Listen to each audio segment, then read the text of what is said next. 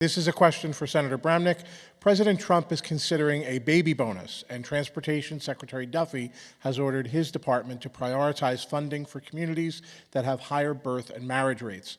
With population growth in New Jersey that's about a third of the fastest growing states, is this a need in New Jersey? And if so, what should we be doing? A baby bonus? I think people are good at having babies without getting a bonus. They know how to do it. Like, no, I don't believe in a baby bonus. If we're the party of limited government, that doesn't sound like a Republican proposition to me. Jack Ciattarelli. I get the sense you disagree with the president's decision to endorse me. I get the sense you disagree with him on that, too. But I was disappointed. Yeah. I make no bones about that. You know what? No, but again, he endorsed a poll, not a plan. Mm-hmm. Jack Ciattarelli, you still have 30 seconds. More spin from the radio host. Listen, I'm not familiar, Micah, with this program. I would hope that it's needs-based, but we know how expensive it is, particularly in New Jersey, to raise a family. So if they're thinking about somehow, some way, providing additional support, like we do with the child care tax credit and the like, let's have at it. Bill Spadea. I love this idea. We ought to be encouraging families. Part of the problem we have in a lot of our cities is that the families have been broken down. Any incentive that can be to make sure that mom and dad are empowered. Remember, I'm the only guy on this stage that outright stood up and defended parental rights when they came after us, when these guys came after it. So I support anything that is going to reinforce the nuclear family, because that is how we fix our society. Okay. Micah has another question. So on car insurance, another affordability issue, Senator Bramnick, you and Senate President Scutari were the authors of a law that requires more liability insurance, resulting in higher car insurance bills for more than 1 million New Jersey drivers.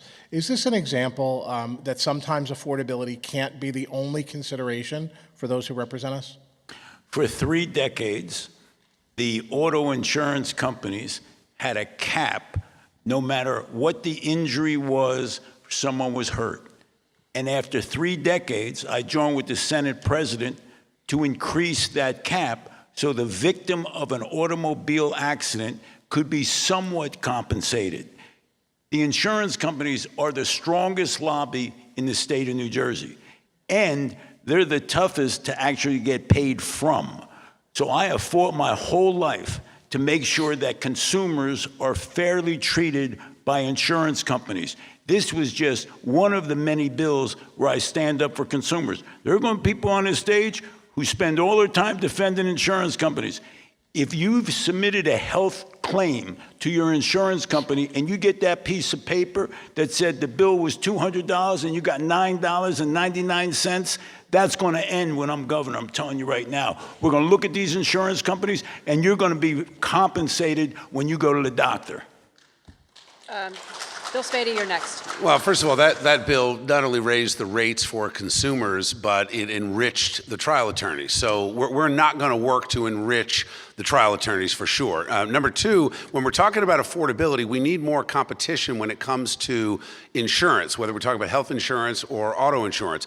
Competition will bring prices down. I don't know if my 2 opponents have agreed to this pledge, but I can tell you that I was the first one to do it, that we are not going to allow the insurance companies to discriminate against people that don't have a college degree. Right now, they can charge you more if you don't have a college degree. I think that's outrageous. That's going to be an executive order on day 1.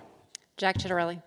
I can't help but the bill was talking a few moments ago about parental rights. I don't know how you say you support parental rights or bodily autonomy. We can go to the videotape. There's another instance where you're saying if people don't get a flu vaccine, they should be charged more by their health insurance company. So, you know, I'm the only one that's committed to eliminating the flu vaccine, right? You know that, right, Jack? We're not on the radio, Bill. You can't talk over people. Mike. Across the board, Micah, insurances across the board in New Jersey are out of control. Health insurance is up, property and casualty, flood insurance. My flood insurance at the Jersey Shore back in 20 years ago was $600 a year. It's up to $4,000 a year. I buy private health insurance. I'm not eligible for Medicare yet, but I am retired. It just went up another $400 a year. That's almost $400 a month. That's another $5,000 a year. I like to look at what other states are doing. I do agree with Bill on the need for more competition. And more insurance companies have left our state because it's not a great place to do business. We got to make sure it is, but we need more competition, and we need to look at reforms. What are other states doing to get their insurance costs under control, because it's breaking the back of everyday New Jerseyans.